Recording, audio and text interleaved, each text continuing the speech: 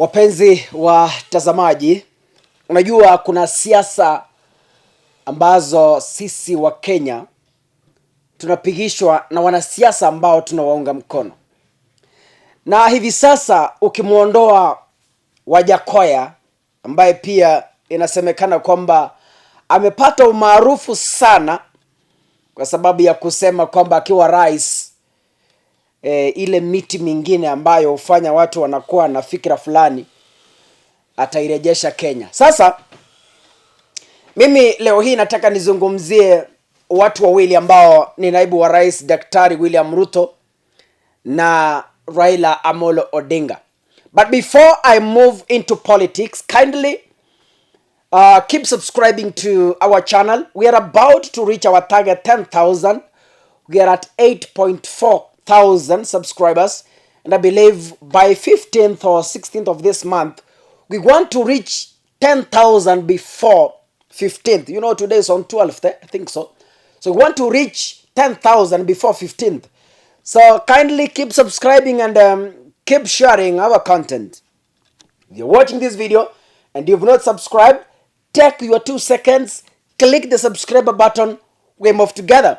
Now, Raila Odinga wakati alikuwa anapeana manifesto yake wakiwa na mgombea mwenza wake Martha Karua, Raila alisema kwamba our textile and cottage industry had been overtaken by mitumba, and as a country, in my leadership as Raila Odinga, I will make sure that we start reviving our textile industries and cottage industries so that our people depend on mitumba can slowly evolve or slowly change their businesses to adopt the cottage industry so that they can manufacture clothes or mitumba locally. You know, mitumba is a wide term. We have clothes, we have shoes, we have what you can imagine of. They start manufacturing locally instead of depending the clothes from Western countries.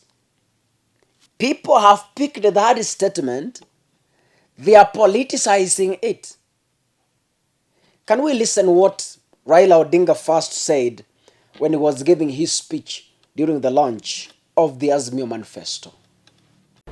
Our textile industry was killed through liberalization. When then they brought mitumba, it killed all our textile industries.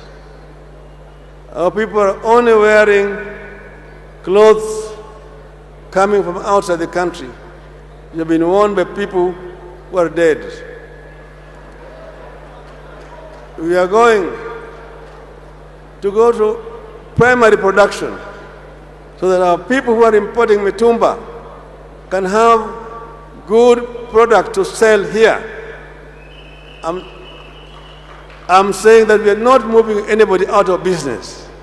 We will ensure that those who are importing mitumba get the first hand to market goods which are going to be manufactured here in this country.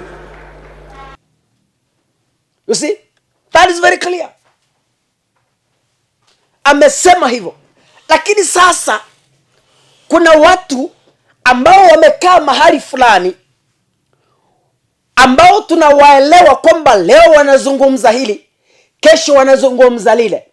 Jana wakisema, leo wanakanusha walioyasema jana. Wamechukua hayo maneno, wameyakoroga, wametengeneza mambo ya siasa kivyao. Yaani wamebeba hilo jambo, wamelitembeza, wamelikoroga, hawapangwingwi, yaani paka. Najua viongozi wanaomuunga mkono Daktari William Ruto, akina Rigathi Gachagua, akina Ndindi Nyoro, hao ndio nimeona wanazungumza sana kuhusiana na jambo kwamba Raila Odinga amesema atafunga mitumba hapa nchini Kenya. Wamelitembelea, katika mikutano mbalimbali. Na Ruto, hata Ruto mwenyewe ametembelea maneno hayo ya Raila kwamba yule mganga amesema atafunga mitumba. Huyo ni Ruto. Ati sasa Raila lazima aanze kuheshima hustlers. Ati sasa Raila amesema anataka kuua hustlers. Ati sasa huyu hajawahi vaa nguo ya mitumba na ajue, yani hii siasa gani hii hapa nchini Kenya? Ruto mwenyewe alisimama akisema kwamba huyu mganga huyu hajawahi vaa kiatu cha mitumba ajue, hajawahi vaa nguo ya mitumba ajue. Na mtu anayezungumza ni bilionea. Najua kuna vitu mnadanganya wa Kenya. Nataka nikupe homework. Nenda ukasome historia ya William Ruto vizuri. Nenda ukaisome. Ruto ni mtu ambaye alitoka shuleni. Vila aliondolewa shuleni na Moi akawekwa State House kama kiongozi wa vijana walikokuwa wanamunga mkono Moi. Ruto there's nowhere Ruto has tamaked. Wapi? Hakuna mahali Ruto ametamaki kazi. Hakuna mahali Ruto ametembea kiangazi akitafuta kazi. Ruto ametoka shuleni university 1992. Ametoka tu shule pop, na akaingia katika serikali ya Nyayo. Halafu mnadanganywa ati Ruto was tamaking, Ruto sijui alikuwa anafanya nini. Mtu ambaye alitolewa shuleni akaingia serikali ya Moi alienda kujua lini hustling? Alienda kujua lini? Kuna watu wamemaliza shule university na wanatembea hapa nje miaka 10. Kuna watu wamemaliza shule hawajawahi ona ajira miaka 20. Lakini mtu mwenye alitoka shule akatolewa university akapelekwa State House akaanza kazi as the audacity to lecture Kenyans that yeye ni hustler. A man riding in choppers. A man with billions of shillings in the bank accounts. Mashamba, maheka, maelfu ya maheka. Hati sasa anasimama kusema kwamba yeye ni hustler na aliwahi vaa mitumba. Okay, ni sawa. Aliwahi vaa mitumba kwa hiari yake. Sio kwa sababu alikuwa hustler. Ni kwa hiari yake.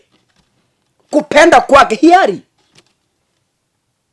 Na unajua zile picha anatumia kwamba alivaa mitumba, zile nguo katika enzi za Moi zilikuwa ni nguo za matajiri.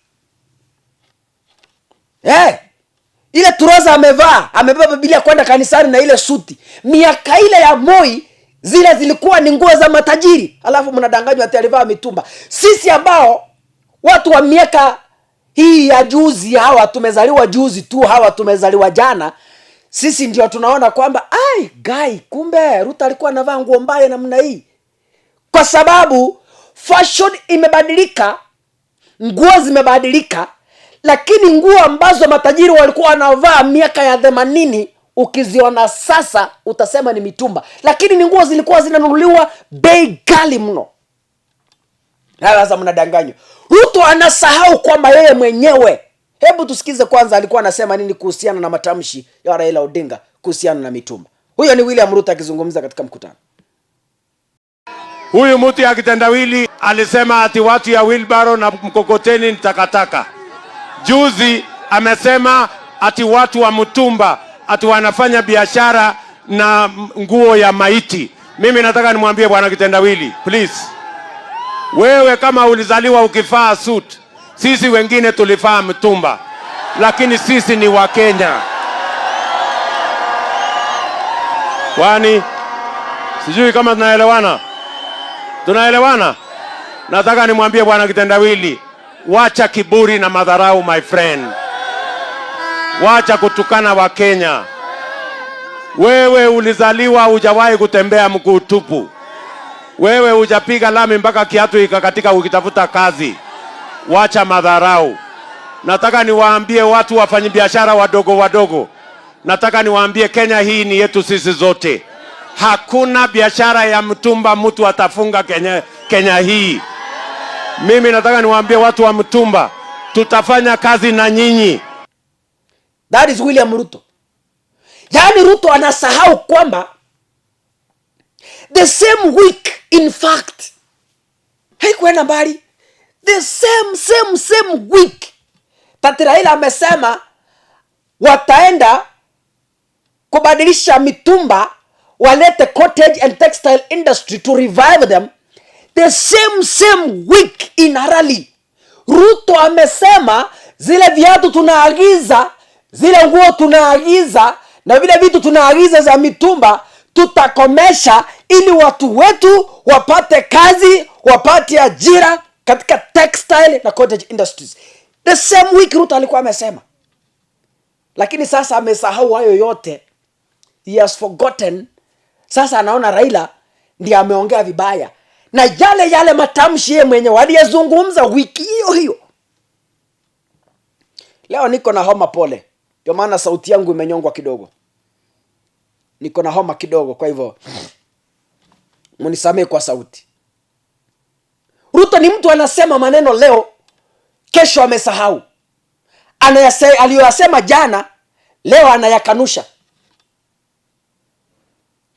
Don't be surprised kwamba aliambia wamama kwamba atapatia watoto diapers chini ya miaka mitatu, ama ilikuwa miezi mitatu.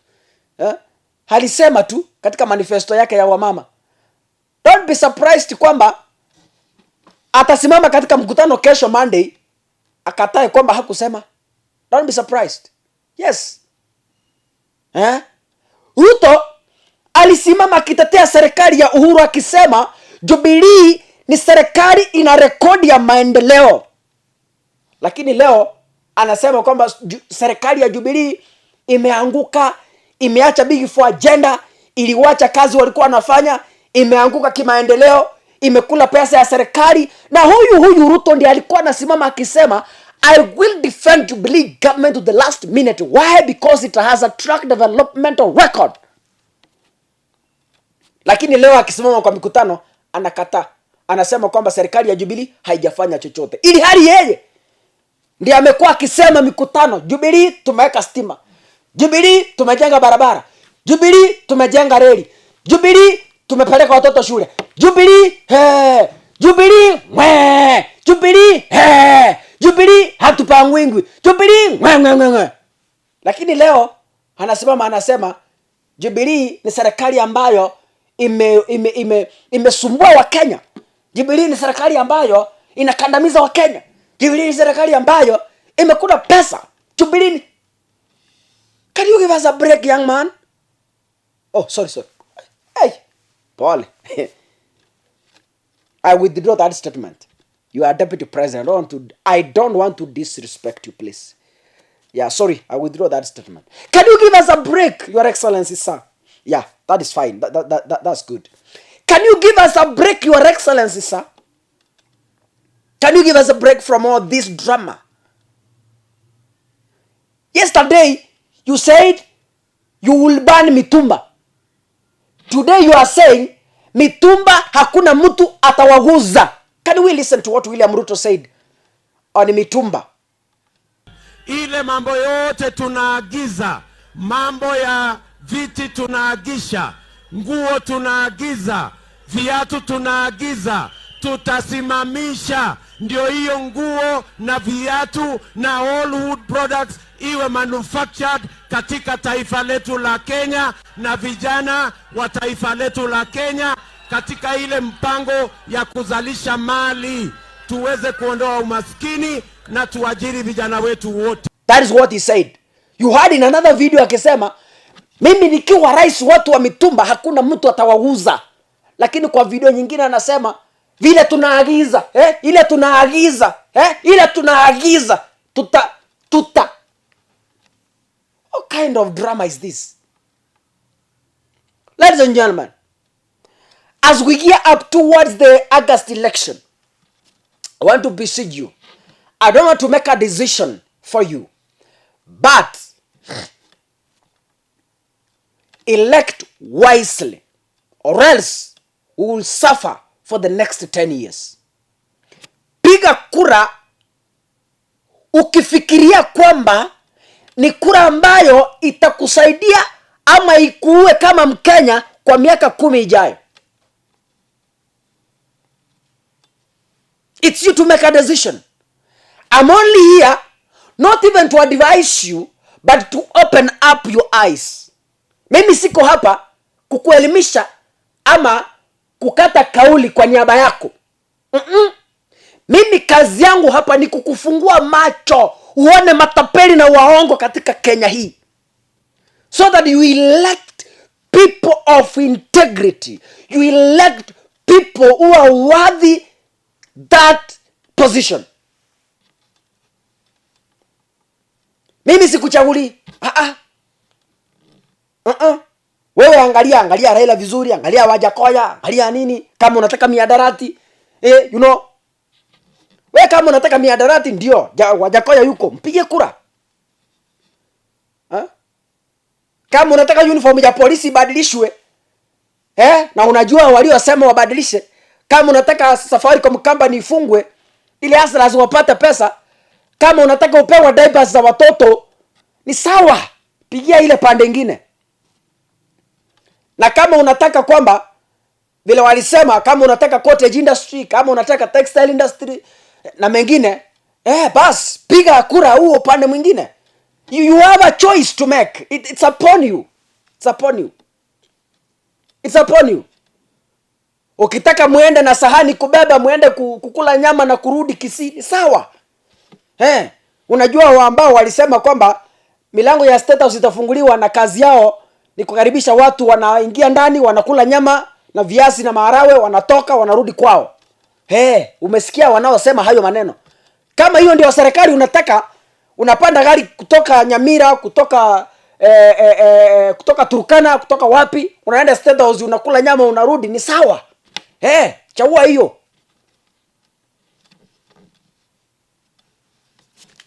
But remember that you are electing a president who will salvage the economy of this country.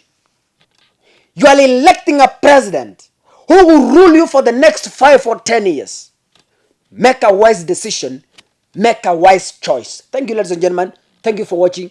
See you in the next video. Keep subscribing and keep sharing. Mungu abariki. Nyasaye abasisini.